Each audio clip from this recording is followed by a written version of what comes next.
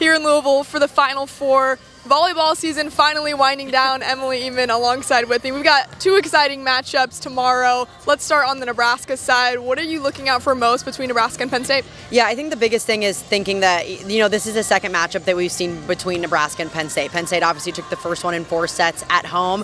Both teams look very different than what we saw, and that was just a few weeks ago. And Penn State obviously feeling a lot of confidence from that, knowing that they can not only hang with, but beat the top teams in the country. That was, their biggest win of the season. I think for Nebraska, the biggest key is going to be slowing down Penn State's outsides. They did a phenomenal job of that the first time around. Caroline Jervis just ended up going off on the right side, which I think was a little bit unanticipated from both sides with how well of a match that she had.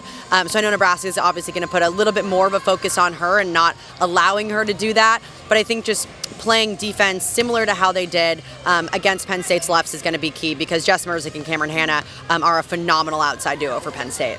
When you think back to the Lincoln Regional and the Wisconsin and Dayton matchup, kind of night and day with the offense for Nebraska.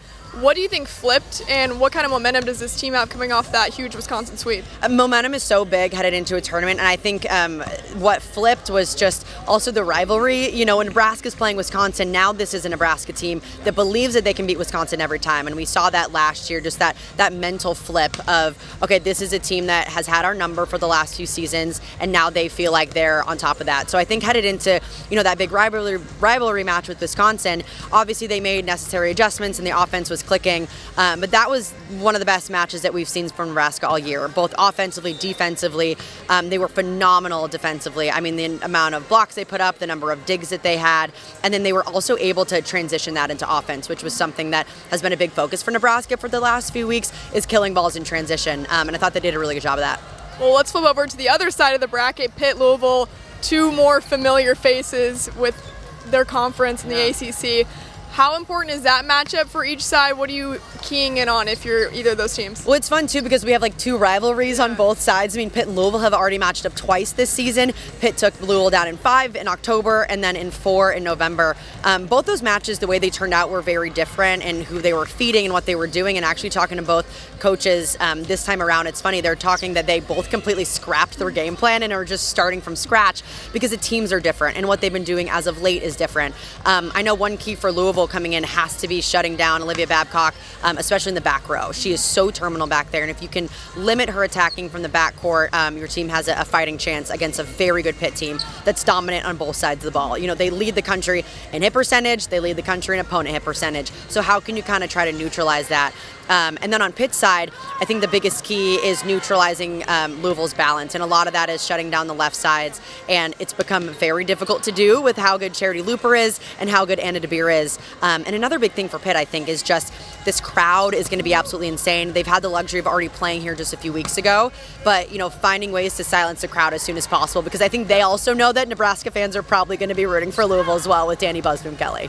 Okay, we saw the finalist list for the AVCA Player of the Year. I know you're all about the liberos. You're a former libero yourself. What's your case for Lexi Rodriguez to win that? Yeah, I think I meant it when I said I think Lexi is one of the best players. I think she is the best player. Olivia Babcock is putting up insane numbers, but every year we have pin hitters that are putting up pretty good numbers. Where Lexi stands out to me is she is so dominant in every single thing that she does. She's the best passer in the country. Her out-of-system setting is phenomenal. I think defensively you can make the case that maybe her dig numbers aren't there, but also the way that Nebraska's defense is set up. They have 2 other liberos playing in the backcourt with Olivia Malk and Laney Choboy. So naturally, Rodriguez doesn't have to pick up as much. Comparative to, let's say, a player like Elena Scott, who's Louisville's libero, she has to take a lot more because she doesn't have as good of defenders next to her. So I think for me, what makes her stand out is just she is a once-in-a-generation type of talent, and she's going to go down as one of the best liberos to ever come through not only Nebraska but the college game.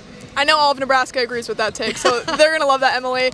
To wrap up, just this grand scheme of things with volleyball and how much momentum this sport has, I think we're seeing it on an even bigger scale right now, even compared to last year. This year you can just feel the vibe, you can feel the excitement for volleyball, not only with the regular fans, but also everyone that maybe is just tuning in for the first time. How special has that been to see? Oh, the momentum around the sport has been insane. I mean, just to think even a few years ago where the sport was in terms of viewership, in terms of attendance, and how it's just absolutely skyrocketed. I mean, even just we learned yesterday from the regional matches, they were up 100% year over year, which means that the viewership doubled. And I think to put that into context is really hard to explain because this is the only sport where that big jump is happening for what's like, become a perennial sport. And it's been so exciting to see that happen. And I can tell you from behind the scenes, there's such a massive push from the top of getting these matches on bigger networks. Last year we had the first national championship on ABC. We saw a regular season match on ABC and now the championship again as well. And the push has been really cool. And what's been fun is to see the viewership follow that.